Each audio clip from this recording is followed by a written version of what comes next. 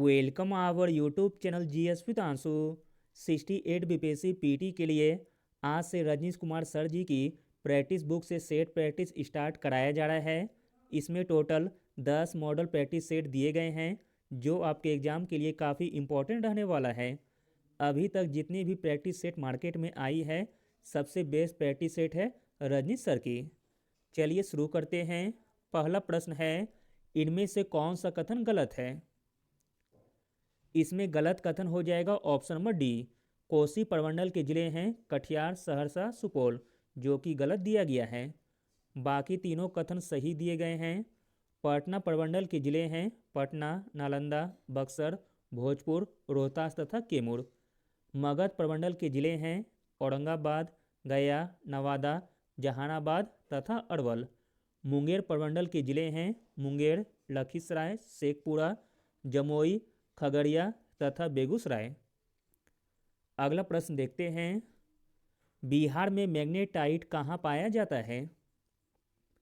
बिहार में मैग्नेटाइट पाया जाता है जमुई तथा गया जिले में।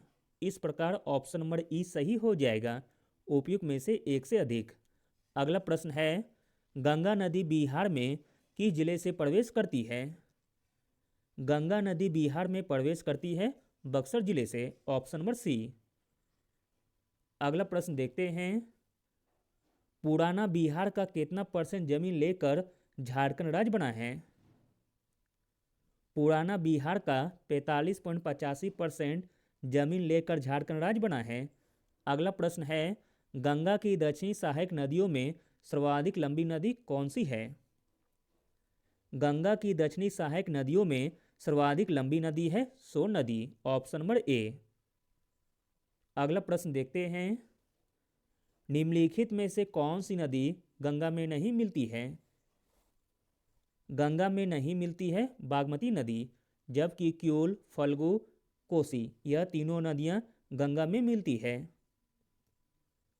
अगला प्रश्न देखते हैं, दक्षिण बिहार की नदी पुनपुन का उद्गम स्थल कौन सा है? दक्षिण बिहार की नदी पुनपुन का उद्गम स्थल है पलामू की चोरहा पहाड़ी, ऑप्शन नंबर डी। अगला प्रश्न देखते हैं, बिहार में कमला की सहायक नदियां कौन सी है? बिहार में कमला की सहायक नदियां हैं सोन, बलान, ढोरी तथा गंडक नदी। इस प्रकार ऑप्शन नंबर ई सही हो जाएगा, उपयुक्त में से एक से अधिक। अगला प्रश्न है, बिहार में औसत वर्षा कितनी है? बिहार में औसत वर्षा है 127 सेंटीमीटर। अगला प्रश्न देखते हैं, गोगा बिल पश्चिम बिहार की जिले में है? गोगा बिल पश्चिम बिहार स्थित है अपना कटिहार जिले में, ऑप्शन नंबर ए। अगला प्रश्न है, बिहार का सबसे बड़ा अभयारण्य कौन सा है? बिहार का सबसे बड़ा अभयारण्य है कैमूर अभयारण्य, ऑप्शन नंबर ए। अगला प्रश्न देखते हैं, बिहार का पहला डॉल्फिन अभयारण्य कहाँ अवस्थित है? बिहार का पहला डॉल्फिन अभयारण्य अवस्थित है विक्रमशिला में। विक्रमशिला गंगा डॉल्फिन अभयारण्य भागलपुर जिले में स्थित भारत में अपनी तरह का पहला डॉल्फिन अभयारण्य है। बिहार सरकार ने 1990 ईस्वी में इसे डॉल्फिन अभयारण्य के रूप में मान्यता दी है। अगला प्रश्न देखते हैं, बिहार में भीम बांध वन्यजीव अभयारण्य कहाँ स्थित है? बिहार में भीम बांध वन्यजीव अभयारण्य स्थित है मुंगेर जिले में। अगला प्रश्न देखते हैं, बिहार राज्य की शहरी क्षेत्रों में महिला पुरुष साक्षरता में सबसे अधिक विषमता किस जिले की है? तो दोस्तों वह जिला है अररिया, ऑप्शन नंबर ए। अगला प्रश्न है, बिहार का सबसे पुराना कृषि विश्वविद्यालय कहाँ पर है? बिहार का सबसे पुराना कृषि विश्वविद्यालय है पूसा के समस्तीपुर में। अगला प्रश्न देखते हैं, बिहार में कब पटना मेडिकल कॉलेज की स्थापना हुई थी? बिहार में पटना मेडिकल कॉलेज की स्थापना हुई थी 1925 ईस्वी में। अगला प्रश्न है, कर्ण वंश की राजधानी कहाँ थी? कर्ण वंश की राजधानी थी पाटलिपुत्र में। अगला प्रश्न है, नंद वंश का संस्थापक कौन था?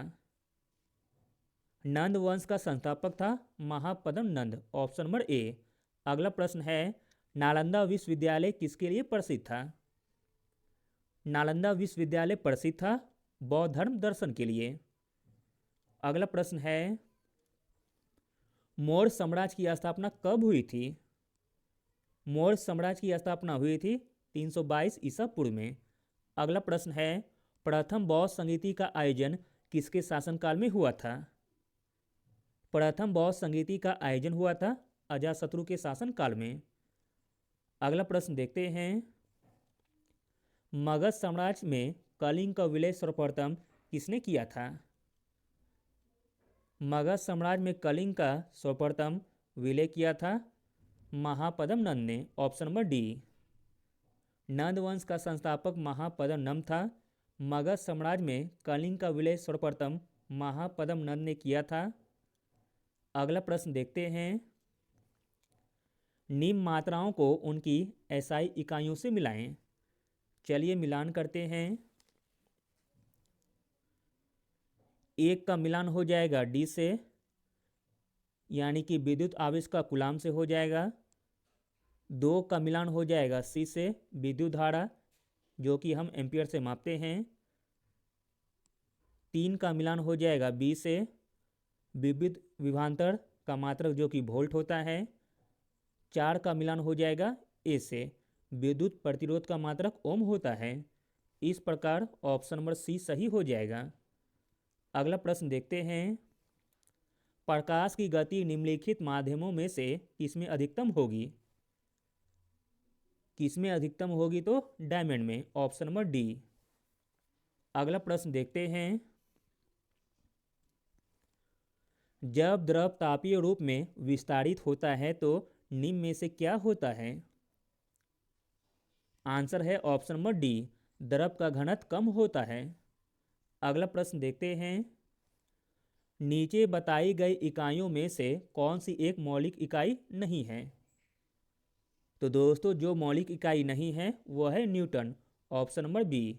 मौलिक इकाई, मौलिक मात्रा की एसआई इकाई को मूलभूत इकाई कहा जाता है। 7 मूलभूत इकाइयाँ और 2 पूरक इकाइयाँ हैं। अगला प्रश्न देखते हैं, एक ही इकाई का उपयोग करके किस जोड़े की मात्रा व्यक्त की जा सकती है? तो दोस्तों वह जोड़ा हो जाएगा काम और गतिज ऊर्जा का। अगला प्रश्न देखते हैं, कैंडेला डैश की इकाई है?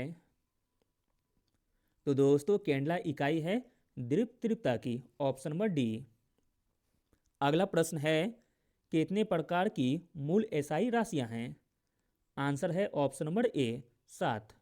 अगला प्रश्न है, नॉट किसकी इकाई है? नॉट इकाई है दूरी की। अगला प्रश्न देखते हैं, किलोवाट घंटा निम्नलिखित में से किसकी इकाई है? किलोवाट घंटा इकाई है ऊर्जा की। अगला प्रश्न है, समस्थानिक C14 संबंध है? समस्थानिक C14 संबंध है फॉसिल्स यानी कि जीवाणु के आयु निर्धारण से। अगला प्रश्न देखते हैं, जल का वाष्प में परिवर्तन कहलाता है? जल का वाष्प में परिवर्तन कहलाता है भौतिक परिवर्तन, ऑप्शन नंबर बी। अगला प्रश्न है, निम्नलिखित में से कौन सा एक रासायनिक परिवर्तन का उदाहरण है? इसमें रासायनिक परिवर्तन का उदाहरण हो जाएगा ऑप्शन नंबर ए, यानी कि कागज का जलना। अगला प्रश्न देखते हैं, जंग लगने से लोहे का भार बढ़ता है। अगला प्रश्न देखते हैं, अश्रु गैस है?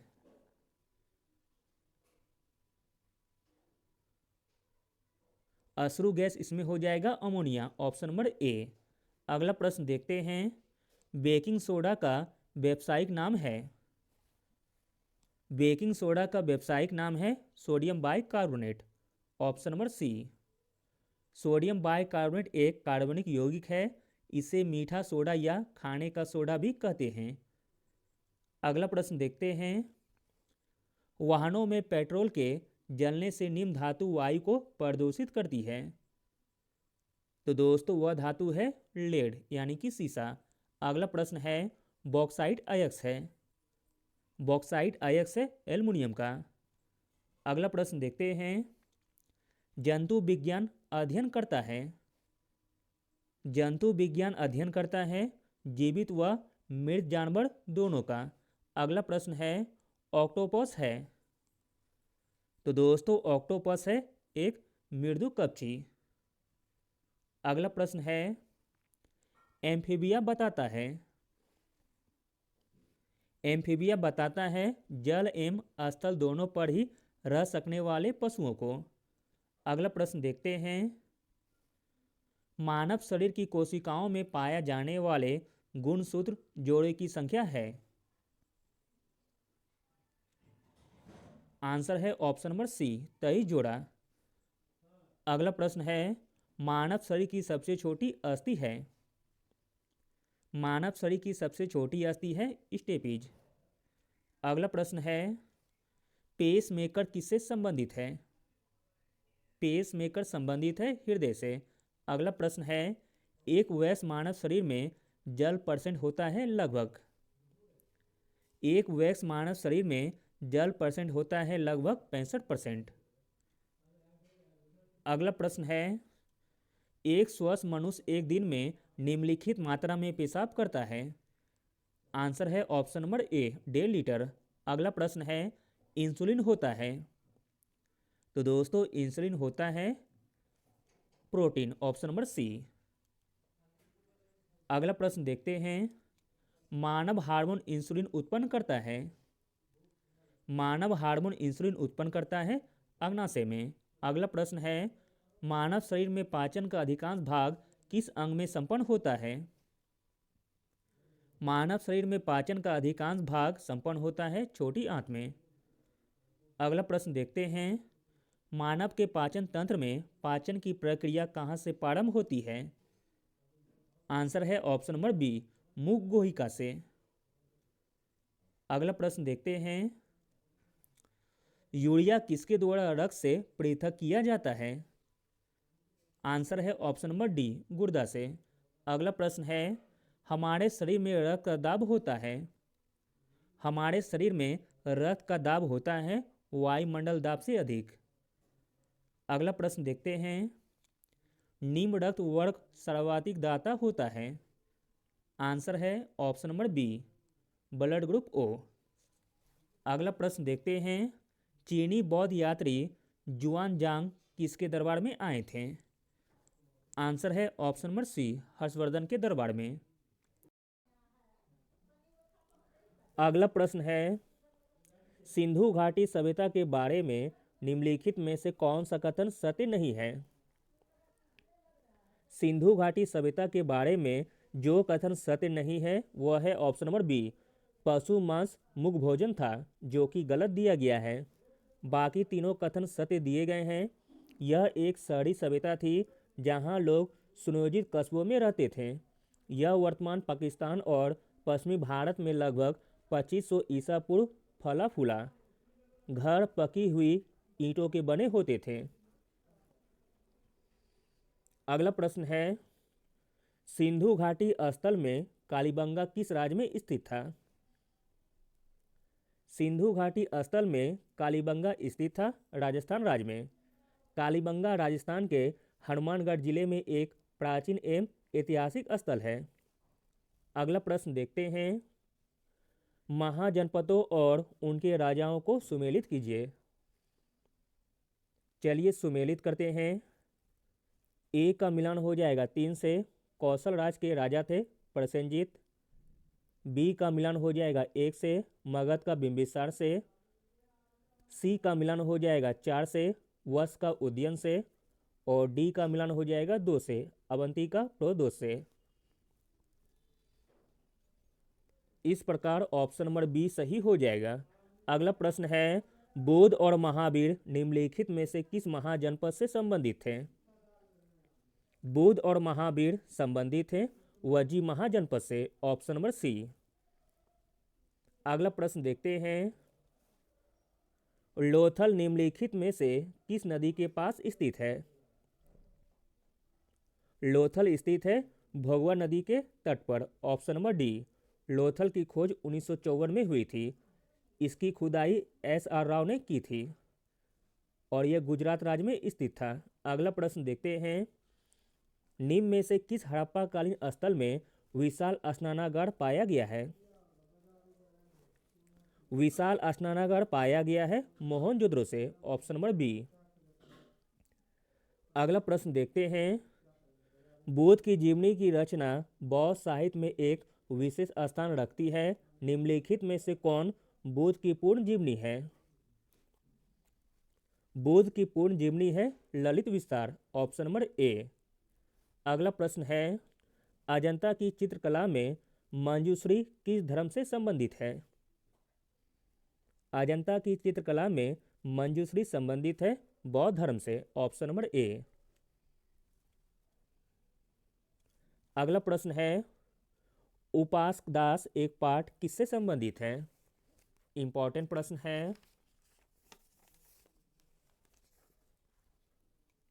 उपासक दास संबंधित है जैन धर्म से। Option number C. अगला प्रश्न देखते हैं, अंग्रेजों ने श्रीरंगपट्टनम की संधि किसके साथ की थी?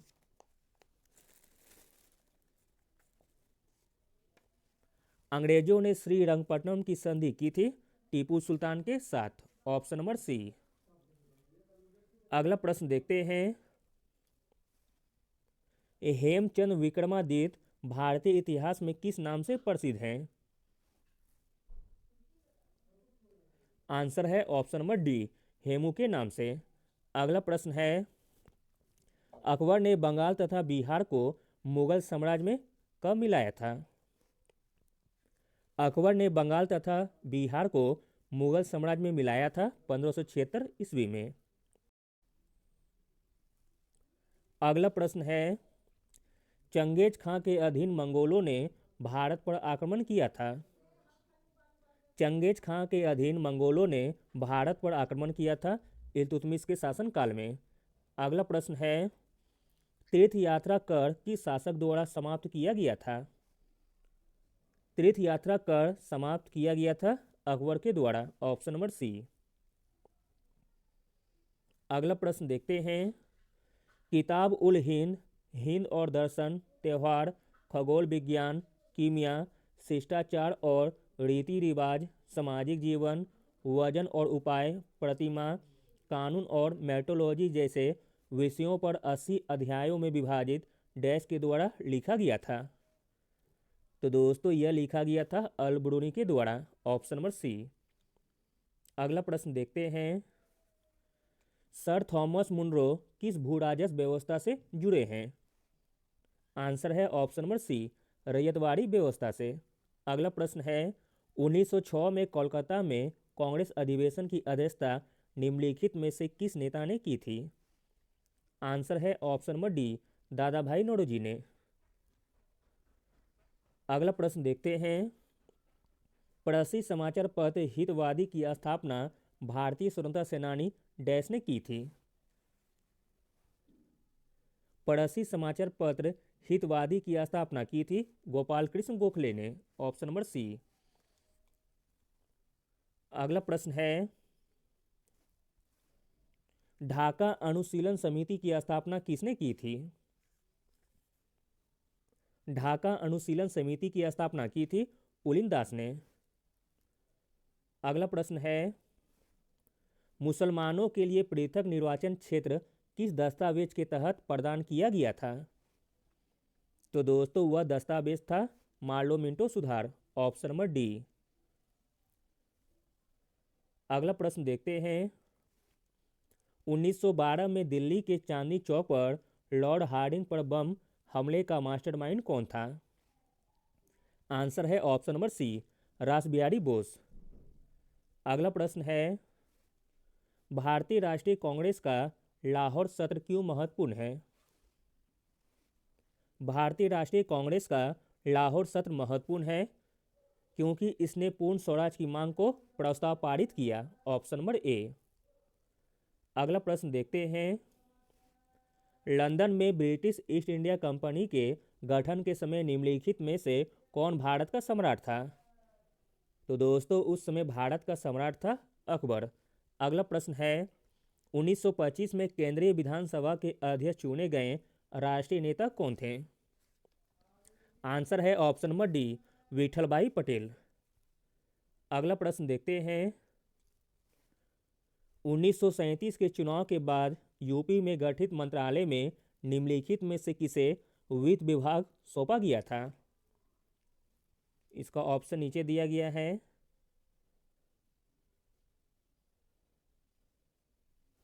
आंसर है option number B, Rafi Ahmed Kidwai को। रफ़ी अहमद किदवई एक राजनीतिक एक भारतीय स्वतंत्रता कार्यकर्ता और एक समाजवादी थे, जिन्हें कभी कभी एक इस्लामी समाजवादी के रूप में वर्णित किया जाता है। वह उत्तर भारत में संयुक्त प्रांत अब उत्तर प्रदेश के बाराबंकी जिले के रहने वाले थे। 1937 के चुनाव के बाद यूपी में गठित मंत्रालय में रफ़ी अहमद किदवई को वित्त विभाग सौंपा गया था। अगला प्रश्न है 1916 का लखनऊ समझौता डैश के बीच एक समझौते के लिए जाना जाता है? 1916 का लखनऊ समझौता पृथक निर्वाचन क्षेत्र पर कांग्रेस और मुस्लिम लीग के बीच समझौते के लिए जाना जाता है। अगला प्रश्न देखते हैं खिलाफत आंदोलन कहाँ से शुरू हुआ था? खिलाफत आंदोलन शुरू हुआ था लखनऊ से। अगला प्रश्न है पंजाब नौजवान भारत सभा का मुख्य उद्देश्य क्या था? पंजाब नौजवान भारत सभा का मुख्य उद्देश्य था युवाओं, किसानों और श्रमिकों के बीच राजनीतिक कार्य करना। अगला प्रश्न देखते हैं 1946 का तेभागा आंदोलन भारत के निम्नलिखित वर्तमान राज्यों में से किससे जुड़ा हुआ है? तो दोस्तों 1946 का तेभागा आंदोलन जुड़ा हुआ है पश्चिम बंगाल से। अगला प्रश्न है आज़ाद हिंद रेडियो की स्थापना किस शहर में हुई थी? आज़ाद हिंद रेडियो की स्थापना हुई थी बर्लिन शहर में। अगला प्रश्न है निम्नलिखित में से कौन एक अधिनियम ने भारतीय प्रांतों को उनकी विधायी शक्ति से वंचित किया? तो दोस्तों वह अधिनियम था 1833 का अधिनियम। लॉर्ड विलियम बेंटिक 1833 के आखिरी में भारत के पहले गवर्नर जनरल बने। इसने बॉम्बे और मद्रास प्रेसिडेंसी के राज्यपालों को उनकी विधायी शक्तियों से वंचित कर दिया। अगला प्रश्न है भारतीय स्वतंत्रता अधिनियम 1947 क्रियान्वित हुआ? भारतीय स्वतंत्रता अधिनियम 1947 क्रियान्वित हुआ 18 जुलाई 1947 को। अगला प्रश्न देखते हैं निम्न में से कौन सा मूल अधिकार नहीं है? मूल अधिकार नहीं है समस्त नागरिकों को निःशुल्क विधिक सहायता अधिकार।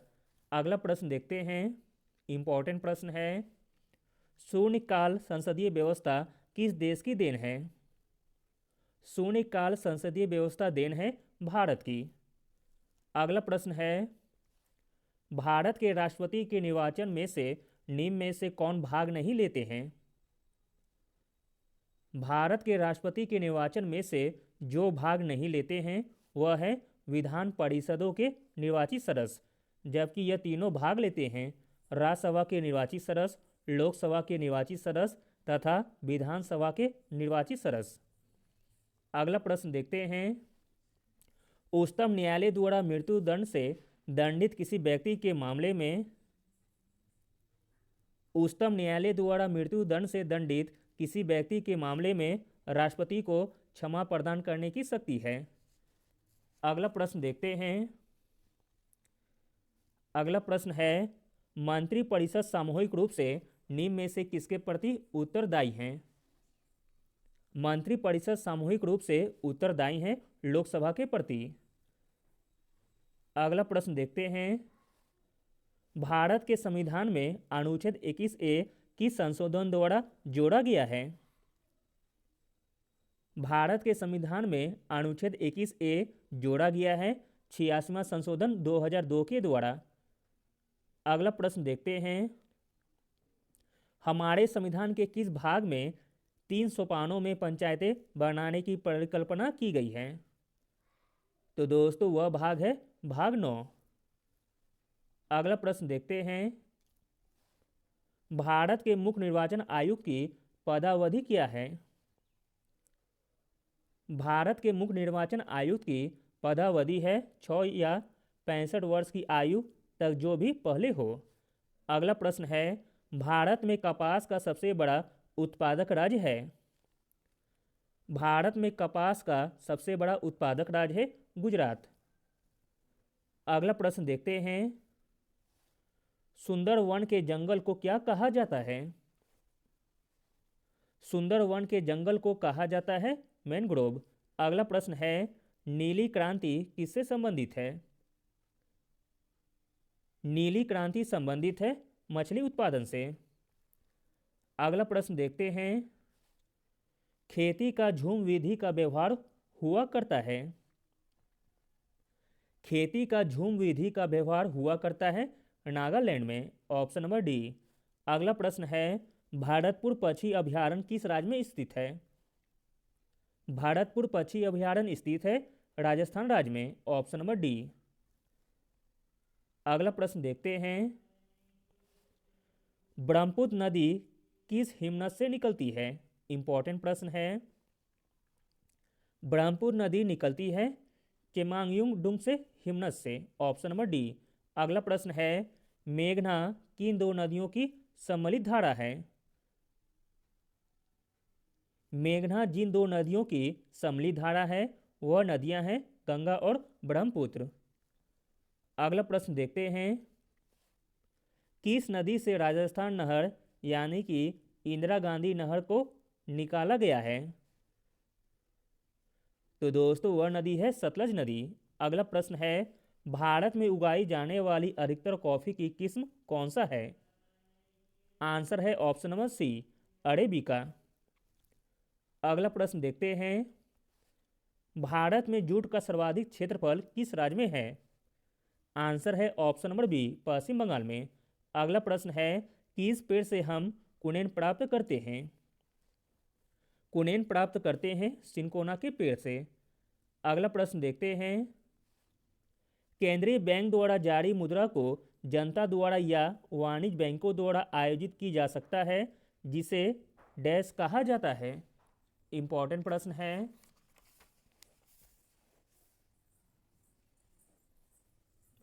केंद्रीय बैंक द्वारा जारी मुद्रा को जनता द्वारा या वाणिज्य बैंकों द्वारा आयोजित की जा सकता है, जिसे कहा जाता है high powered money. Option number C. अगला प्रश्न है। निम्नलिखित में से कौन सा व्यापक धन है? इसमें व्यापक धन हो जाएगा option number B M1 plus वाणिज्य बैंकों से सूद समय जमा। अगला प्रश्न देखते हैं। निम्नलिखित में से कौन सी भारत की प्रमुख आयात वस्तु है?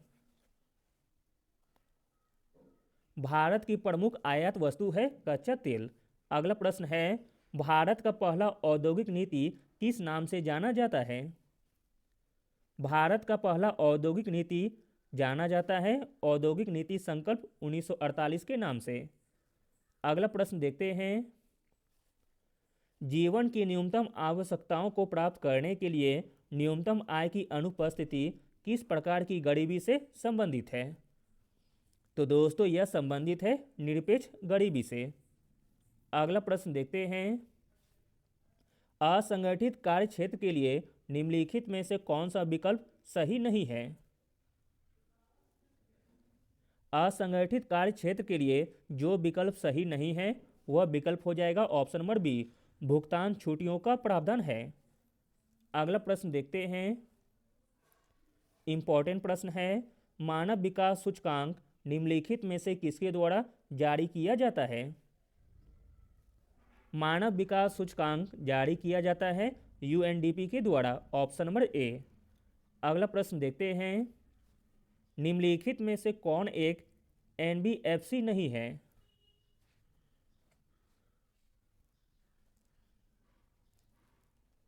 इनमें जो NBFC नहीं है वह है भारतीय औद्योगिक विकास बैंक, ऑप्शन नंबर बी। अगला प्रश्न देखते हैं, निम्नलिखित में से कौन सा एक वचन पत्र के रूप में जारी एक असुरक्षित मुद्रा बाजार साधन है? आंसर हो जाएगा ऑप्शन नंबर बी, वाणिज्य पत्र। अगला प्रश्न देखते हैं, पूर्ण प्रतियोगिता की आवश्यक शर्तों में से एक है।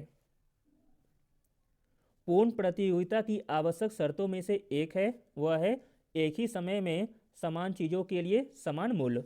अगला प्रश्न है, निम्नलिखित में से किस व्यक्ति ने दूसरी पंचवर्षीय योजना का मसौदा तैयार किया था?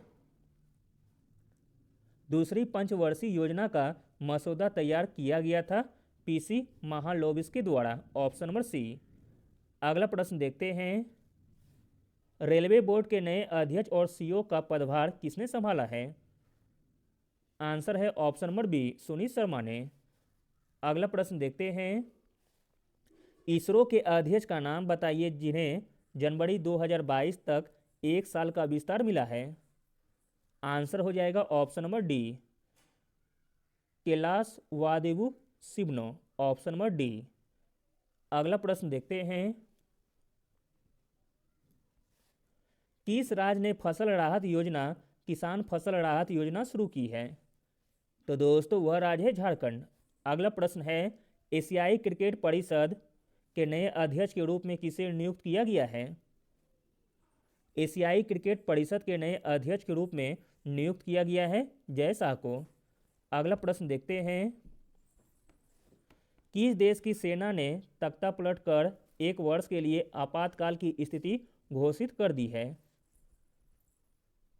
आंसर है ऑप्शन नंबर डी, म्यांमार देश की सेना ने। अगला प्रश्न है, किस देश ने राज्य के छात्रों और साहित्यिक निकायों को वित्तीय सहायता प्रदान करने के लिए 2 योजनाएं शुरू की है? तो दोस्तों वह राज्य है असम, ऑप्शन नंबर डी। अगला प्रश्न देखते हैं, किस राज्य के मुख्यमंत्री ने हर घर पानी हर घर सफाई मिशन शुरू किया है? आंसर है ऑप्शन नंबर बी, पंजाब राज्य के मुख्यमंत्री ने। अगला प्रश्न देखते हैं, किस हवाई अड्डे को डीजीसीए की मंजूरी मिली है और उत्तर प्रदेश में तीसरा अंतर्राष्ट्रीय हवाई अड्डा बन गया है? तो दोस्तों वह हवाई अड्डा का नाम है कुशीनगर हवाई अड्डा। अगला प्रश्न देखते हैं, इंडियन प्रीमियर लीग 2021 का टाइटल स्पॉन्सर कौन सी कंपनी है? कौन सी कंपनी है? तो वीवो, ऑप्शन नंबर सी। अगला प्रश्न है, किस बैंक ने स्टार्टअप उन्नति मेंटरिंग प्रोग्राम शुरू किया है? तो दोस्तों वह बैंक का नाम है HDFC bank, option number D. अगला प्रश्न है, किस देश ने सार्वजनिक स्थानों पर पूरे चेहरे को ढकने पर प्रतिबंध लगा दिया है? तो दोस्तों वह देश है स्विट्जरलैंड। अगला प्रश्न है, यूएन की वर्ल्ड हैप्पीनेस रिपोर्ट 2021 में भारत का रैंक क्या था? आंसर है ऑप्शन नंबर डी, 139। अगला प्रश्न देखते हैं, केंद्र सरकार ने डॉक्टर BR अम्बेडकर के जन्मदिन डैश को अपने सभी कार्यालयों के लिए सार्वजनिक अवकाश के रूप में घोषित किया है? आंसर है ऑप्शन नंबर डी, 14 अप्रैल को। अगला प्रश्न है, भारतीय सेना किस देश में बहुराष्ट्रीय सैन्य अभ्यास शांति अर्गो सेना 2021 में भाग लेगी? आंसर है ऑप्शन नंबर ए, बांग्लादेश। भारतीय सेना बांग्लादेश में बहुराष्ट्रीय सैन्य अभ्यास शांति अर्गो सेना 2021 में भाग लेगी।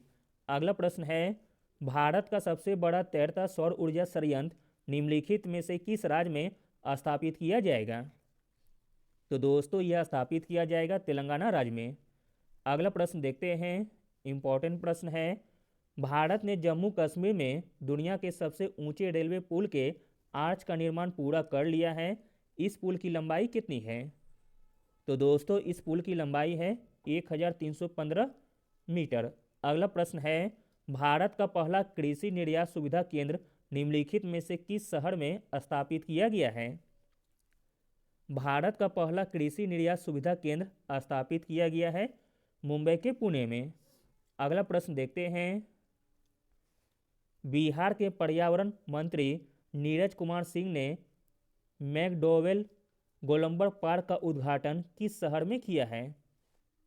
आंसर है ऑप्शन नंबर ए, पटना में। अगला प्रश्न है, बिहार के उद्योग मंत्री सैयद शाहनवाज हुसैन ने किस जिले में राज्य का सबसे बड़ा इंडस्ट्रियल पार्क बनाने की घोषणा की है? आंसर है ऑप्शन नंबर ए, गया में। अगला प्रश्न देखते हैं, देश में राष्ट्रपिता महात्मा गांधी को समर्पित पहले बापू टावर का निर्माण बिहार के किस जिले में कराया जा रहा है? आंसर है ऑप्शन नंबर ए, पटना में। अगला प्रश्न है, राष्ट्रीय संपर्क सेवक प्रबंधन सेवा लिमिटेड NMCL ने बिहार के किन दो जिलों में भारत के पहले चावल के साइलो गोदाम के निर्माण के लिए पायलट परियोजना शुरू की है?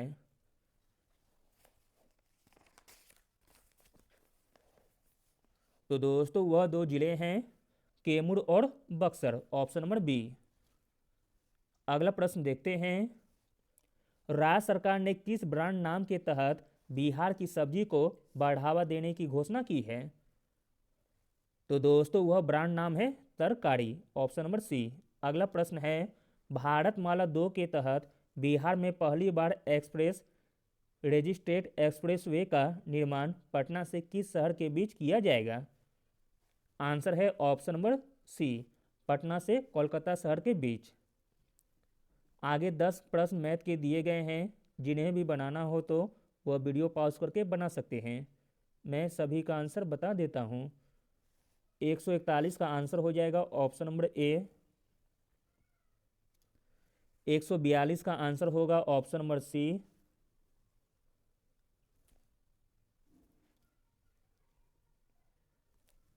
143 का आंसर होगा ऑप्शन नंबर सी।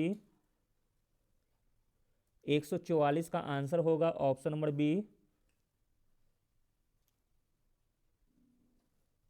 145 का आंसर होगा ऑप्शन नंबर ए। 146 का आंसर हो जाएगा ऑप्शन नंबर सी। 147 का आंसर होगा ऑप्शन नंबर बी। 148 का आंसर होगा ऑप्शन नंबर ए। 149 का आंसर होगा ऑप्शन नंबर ए। और लास्ट 150 का आंसर हो जाएगा option number B. Thank you.